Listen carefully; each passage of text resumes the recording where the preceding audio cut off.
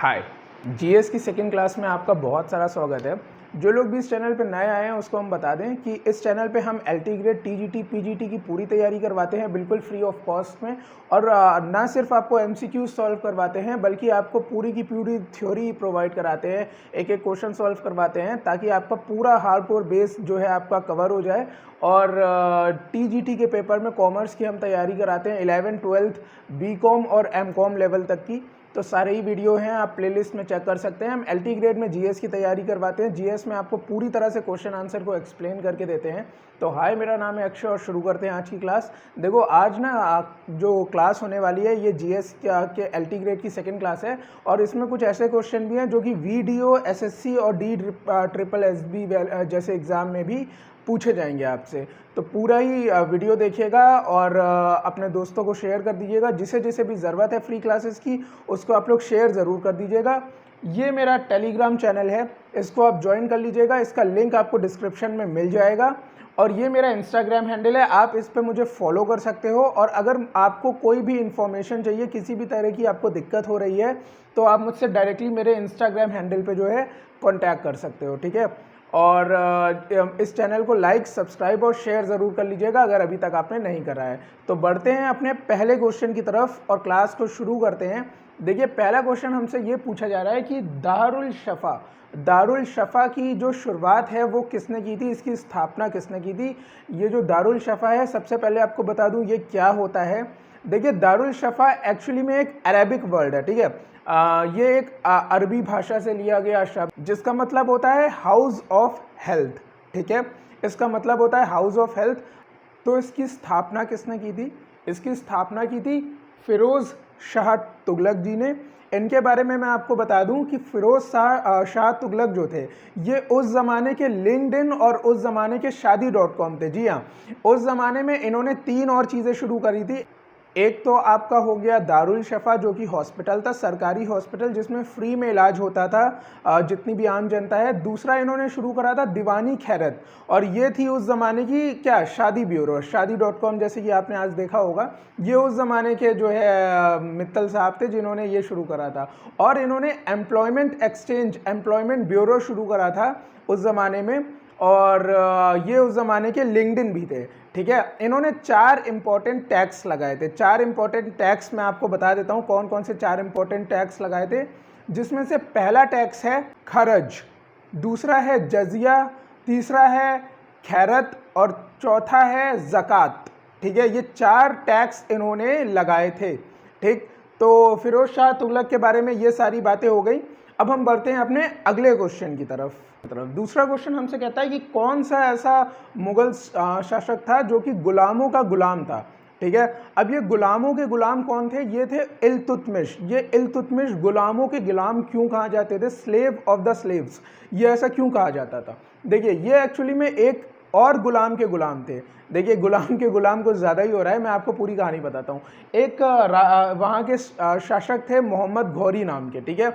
उनका गुलाम था कुतुब उद्दीन ऐबक, जिसने कुतुब मीनार बनवाई थी, ठीक है। कुतुब मीनार जिन्होंने, ये वाली कुतुब मीनार जिन्होंने बनवाई थी वो कुतुब उद्दीन ऐबक थे। और उनके भी गुलाम कौन थे? उनके गुलाम थे इल्तुतमिश। तो इल्तुतमिश गुलामों के गुलाम इसी वजह से कहे जाते हैं। तो ये क्वेश्चन बहुत इंपॉर्टेंट है और एग्जाम में पूछा जा सकता है आपसे, ठीक है। तो इसको नोट कर लीजिएगा, बहुत ही इंटरेस्टिंग क्वेश्चन है कि गुलामों का गुलाम कौन था। तो ये इल्तुतमिश के जो मालिक थे वो थे कुतुब उद्दीन ऐबक, और वो किसके गुलाम थे? उनके मालिक थे मोहम्मद घौरी, ठीक है। बढ़ते हैं अब हम अपने अगले क्वेश्चन की तरफ। अगला क्वेश्चन हमसे कह रहा है कि तुगलकनामा की जो रचना है वो किसने की थी? तुगलकनामा की रचना की थी किसने? अमीर खुसरो ने, ठीक है। अमीर खुसरो ने इसकी रचना की थी। और जो तुगलकनामा है ये किस बारे में बात करता है? ये तुगलक वंश में जितने भी इनके रूलर्स थे, जितने भी लोग हुए थे, और एक आपको याद होगा जो सन की रूलर था, उसका नाम आप कमेंट बॉक्स में बताइएगा, ठीक है। अब हम बढ़ते हैं अपने अगले क्वेश्चन की तरफ। देखिए अगला क्वेश्चन हमसे कह रहा है कि अम्लीय वर्षा जो होती है, एसिड रेन जो होती है, वो 2 कौन सी केमिकल की वजह से होती है, ठीक है। तो एसिड रेन के बारे में आपको बता दूं, सल्फर ऑक्साइड और नाइट्रोजन ऑक्साइड जब मॉइस्चर से यानी कि वाटर मॉलिक्यूल से मिल जाते हैं, जब ये इंडस्ट्रीज से निकलते हैं आसमान में, जो वाटर मॉलिक्यूल्स होते हैं, जो मॉइस्चर होता है उसके साथ मिल जाते हैं, तो जो बारिश होती है वो एसिड रेन कहलाती है, अम्लीय वर्षा कहलाती है। तो इसका आंसर हो जाएगा बोथ ए एंड बी। ठीक, इसका आंसर होगा बोथ ए एंड बी।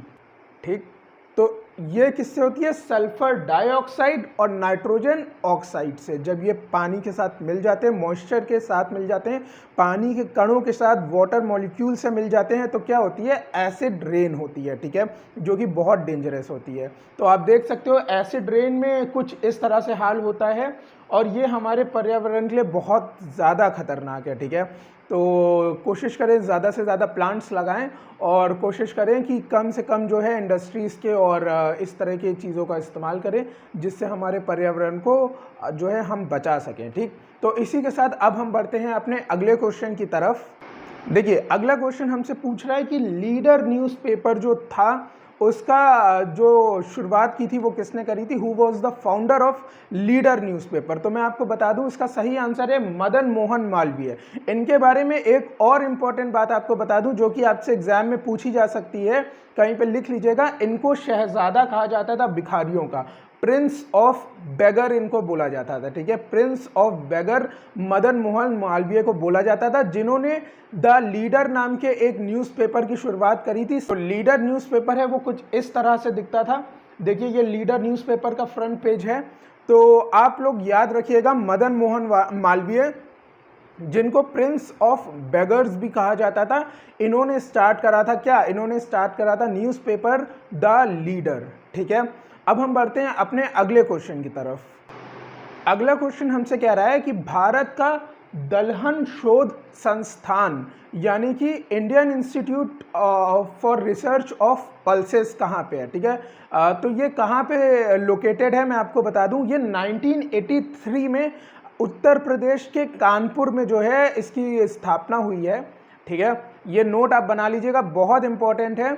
अगर आप वीडियो का एग्जाम देने जा रहे हो तो उसके लिए बहुत ज़्यादा इंपॉर्टेंट है ये नोट। ठीक है, और आपको बता दूं ये एफिलिएटेड किससे है? ये एफिलिएटेड है ICAR, Indian council for agriculture research से ये एफिलिएटेड है। ठीक है, तो ये कानपुर में लोकेटेड है। इसका सही आंसर होगा 1983 में फॉर्म हुआ है, और ये ICAR से एफिलिएटेड है। तो इसका नोट आप अच्छे से बना लीजिएगा।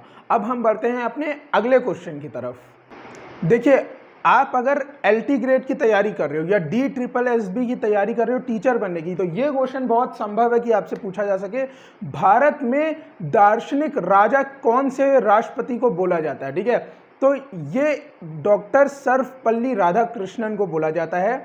और इनको क्यों बोला जाता है? क्योंकि ये विद्वान थे धर्मशास्त्र और दर्शन शास्त्र के, और टीचर्स डे इन्हीं की बर्थ एनिवर्सरी पे बनाया जाता है 5 सितंबर को। तो आप ये क्वेश्चन बहुत अच्छे से याद रखिएगा, डॉक्टर सर्वपल्ली राधाकृष्णन को दार्शनिक राजा। ठीक है, अब हम बढ़ते हैं अपने अगले क्वेश्चन की तरफ। अगला क्वेश्चन आपसे पूछा जा रहा है, ग्रेट सैंडी मरुस्थल कहाँ पे स्थित है? मतलब ग्रेट सैंडी डेजर्ट कहाँ लोकेटेड है? तो ये लोकेटेड है ऑस्ट्रेलिया में। ठीक है, और आप देख सकते हो इस तरह का कुछ ये डेजर्ट दिखता है। देखिए कितने खूबसूरत नज़ारे हैं। भले ही ये एक डेजर्ट है, एक मरुस्थल है, यहाँ आपको पानी नहीं मिलता है, बहुत कठिन लाइफ कंडीशंस है, लेकिन अगर आप इसकी खूबसूरती देखो तो आप पाओगे कि ये कितना ज़्यादा खूबसूरत है। देखिए इसकी कुछ फोटोज़ मैं आपको दिखाता हूँ, ये देखिए, है ना।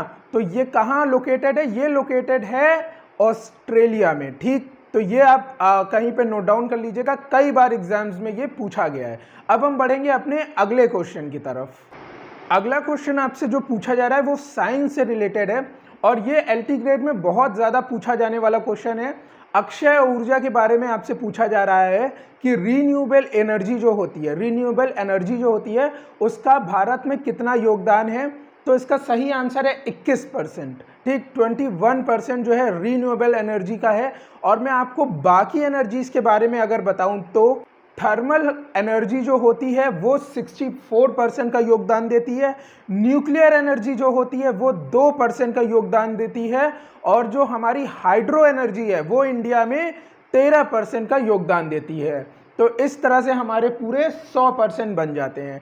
ठीक, तो अगर आप बात करेंगे अक्षय ऊर्जा की, रीन्यूएबल एनर्जी की, तो वो क्या होती है 21%। उसका सही आंसर है 21%। ठीक है, अब हम बढ़ते हैं अपने अगले क्वेश्चन की तरफ। देखिए अगला क्वेश्चन हमसे पूछा जा रहा है कि भारत में सुनामी वार्निंग सेंटर कहाँ पे लोकेटेड है। देखिए इसके बारे में मैं आपको बता दूं, अगर हैदराबाद में ये लोकेटेड है। इसकी स्थापना 2007 में करी गई थी, जब 26 दिसंबर 2004 को सुनामी आई थी इंडिया में।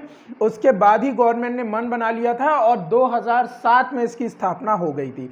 तो ये कहाँ लोकेटेड है, ये इंडिया में हैदराबाद में लोकेटेड है।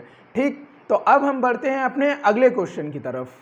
देखिए अगला क्वेश्चन आपसे पूछा जा रहा है कि अंडमान और निकोबार में किस तरह के वन पाए जाते हैं, मतलब कौन से फॉरेस्ट क्या बोल रहा हूं मैं, फॉरेस्ट्स। ठीक है, तो कौन से फॉरेस्ट आपके अंडमान एंड निकोबार में पाए जाते हैं, किस टाइप के वहाँ पे फॉरेस्ट मिलते हैं, तो वो होंगे कौन से, एवरग्रीन फॉरेस्ट। ठीक, सदाबहार वन जो होता है वो आपको कहाँ देखने को मिलेगा, अंडमान एंड निकोबार आइलैंड में। ठीक, तो वहाँ पे आपको देखने को मिलेगा सदाबहार वन, माने कि एवरग्रीन फॉरेस्ट। ठीक, अब हम बढ़ते हैं अपने अगले क्वेश्चन की तरफ। देखिए अगला क्वेश्चन आपसे पूछा जा रहा है कि महाराजा रणजीत सिंह के उत्तराधिकारी कौन थे। तो मैं आपको बता दूं, उनके जो सबसे बड़े बेटे थे खड़क सिंह। आपने सुना होगा खड़क सिंह के खड़कने से खड़कती हैं खिड़कियों और खिड़कियों के खड़कने से खड़कता है खड़क सिंह। तो खड़क सिंह जो है उनके उत्तराधिकारी थे, उनके जो सबसे बड़े बेटे थे। और इनके बारे में मैं आपको बता दूं कि इनका एक प्राइम मिनिस्टर था खड़क सिंह साहब का, और उसका नाम था ध्यान सिंह नहीं, ध्यान सिंह। और जो ध्यान सिंह था, उन्होंने इनको और इनकी जो बीवी हैं, जो इनकी महारानी थी, उन दोनों को जहर देके, पॉइजन करके जो है मार दिया था। तो महाराजा रणजीत सिंह के जो उत्तराधिकारी थे वो कौन थे, वो थे खड़क सिंह। ठीक, अब हम बढ़ते हैं अपने अगले क्वेश्चन की तरफ। अगला क्वेश्चन जो आपसे पूछा जा रहा है वो है अदीना मस्जिद जो है, अदीना मॉस्क जो है, उसकी स्थापना किसने करी थी। तो सबसे पहले मैं आपको बता दूं, ये मस्जिद आपको देखने को कहाँ मिलेगी। ये मस्जिद आपको वेस्ट बंगाल में मिलेगी। ठीक, और आप ये देखिए कुछ इस तरह से ये मस्जिद दिखती है। इसकी स्थापना करी थी सुल्तान सिकंदर ने। तो इसका सही ऑप्शन होगा सुल्तान सिकंदर। इसको आप याद कर लीजिएगा, बहुत ही ज़्यादा इंपॉर्टेंट क्वेश्चन है ये। ठीक है, बहुत ज़्यादा इंपॉर्टेंट है, कई बार आपसे कई एग्जाम में ये पूछा गया है। अगर आप UPSSC की भी तैयारी कर रहे हैं तो भी आपसे ये वाला क्वेश्चन पूछा जा सकता है। ठीक है, तो सुल्तान जो हमारे सिकंदर थे, उन्होंने इसकी स्थापना करी कहाँ, वेस्ट बंगाल में, पश्चिम बंगाल में। ठीक, अब हम बढ़ते हैं अपने अगले क्वेश्चन की तरफ। देखिए अब अगला क्वेश्चन आपसे पूछा जा रहा है कि ऋग्वेद के 9वें मंडल का संबंध कौन से देवता से है। तो आपको बता दूं, आपने कई बार फिल्मों में सुना होगा कि आओ तुम्हें सोम रस पिलाता हूं। तो जो सोम देवता थे, वो जो उनका संबंध था किस चीज़ से, वो देवता थे कौन सी चीज़ के, वो देवता थे ड्रिंक्स और ब्रेवरेजेस के, जो पेयजल होते थे। और इसका मतलब सिर्फ और सिर्फ शराब नहीं है, और भी जितने भी पेय पदार्थ होते थे उनसे इनका संबंध था। तो जो सोम देवता है, आप याद रखिएगा, 9वें मंडल का जो संबंध है ऋग्वेद का, वो सोमदेव से है। ठीक है, अब हम बढ़ते हैं अपने अगले क्वेश्चन की तरफ। देखिए अगला क्वेश्चन आपसे पूछा जा रहा है कि भारत में सबसे पहले तिरंगा झंडा किसने फहराया था। तो भारत में सबसे पहले 1929 में पंडित जवाहरलाल नेहरू ने जो हमारे फर्स्ट प्राइम मिनिस्टर थे, उन्होंने इस झंडे को होस्ट किया था, इस झंडे को फहराया था। और आपको एक इंटरेस्टिंग फैक्ट बताता हूँ, 1947 में जो आप इस झंडे में चरखा देख सकते हैं, जो हमारा सिंबल पहले ये चरखा था, इसको बदल के जो है चक्र कर दिया गया। इसके अलग अलग तथ्य दिए जाते हैं, जिसमें से एक तथ्य ये भी दिया जाता है कि पंडित जवाहरलाल नेहरू ने जब इस झंडे को पीछे की तरफ से देखा, तो उन्होंने पाया झंडे के पीछे की तरफ से ये चरखा जो है ये रिवर्स इमेज में उल्टा थोड़ा सा दिख रहा है। ठीक है, तो उन्होंने कहा कोई ऐसी इस पे आकृति लगाई जाए, कोई ऐसा हमारा नेशनल सिंबल लगाया जाए इसके ऊपर, जो कि आगे से देखो या पीछे से देखो एक ही तरह से दिखे। तो वहाँ पे इन्होंने चक्र का यूज़ करा। आप इस चक्र को देख सकते हैं। इस चक्र से कई बार क्वेश्चन आते हैं और आपको इसका आंसर पता होगा। जिन्हें नहीं पता है उन्हें बता दूं, 24 तीलियां होती हैं इस चक्र में, 24 तीलियां, ठीक है। और दो तथ्य हैं इस चक्र के भी। पहला तथ्य मैं आपको बता दूं, पहला तथ्य ये है कि ये जो 24 तीलियां हैं ये रिप्रेजेंट करती हैं हिमालय के जो 24 साधु थे, जो 24 ऋषि थे, जिसमें से सबसे पहले ऋषि का नाम था विश्वामित्र, और जो आखिरी ऋषि थे उनका नाम था यज्ञवालिका। उनका नाम था यज्ञवालिका, जो आखिरी ऋषि थे। और कुछ लोग कहते हैं कि 24 घंटे होते हैं एक दिन में, इस वजह से इसमें 24 तीलियां हैं, ठीक। तो ये दो तथ्य हैं जो जुड़े हुए हैं, मैंने आपको बताए अशोक चक्र से। ये अशोक के जो हमारे सम्राट अशोका द ग्रेट थे, उनके जो सिंबल है उससे लिया गया था। और अब हम बढ़ते हैं अपने आखिरी क्वेश्चन की तरफ। और आखिरी क्वेश्चन हमसे कहता है कि देखो, आपको बताऊं कि ये वाला क्वेश्चन ना मेरे दिल के बहुत पास है, क्योंकि ये मेरे शहर लखनऊ से आता है। और लखनऊ में 1857 की जो 57 ही बोलते हैं ना, हाँ 57 बोलते हैं हिंदी में, 1857 की जो क्रांति थी, वो जो क्रांति हुई थी वो लड़ी थी बेगम हजरत महल ने, जिनका नाम पे यहाँ का हजरतगंज है और जिसको अब अटल चौक के नाम से रिप्लेस कर दिया गया है। तो बेगम हजरत महल ने इंडिया के पक्ष में ये लड़ाई लड़ी थी ब्रिटिशर्स से, जो अंग्रेज थे उनसे लड़ी थी। लेकिन इस विद्रोह को दबाने वाले अंग्रेज का नाम क्या था? तो इस विद्रोह को दबाने वाले अंग्रेज का जो नाम था वो था मेजर कैंपबेल।